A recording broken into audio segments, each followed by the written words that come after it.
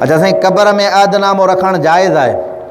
असां वटि माण्हू जे वफ़ात खां बाद में खोड़ रीतो रवाज ऐं रस्मूं अहिड़ियूं थींदियूं आहिनि जंहिंजो शरीयत सां को बि कंहिं बि क़िस्म जो ताल्लुक़ न आहे।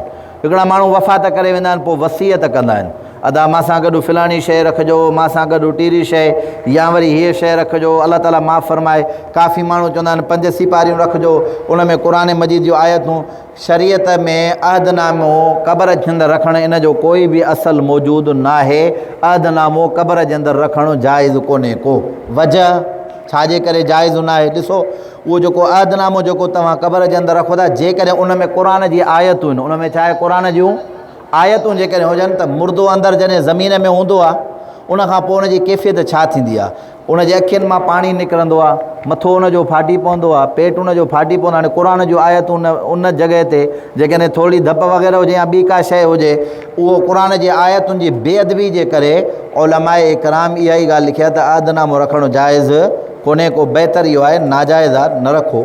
जेका शइ जाइज़ हुजे माण्हू करे, जेका शइ नाजाइज़ आहे उनखां माण्हू पाण खे बचाए थो।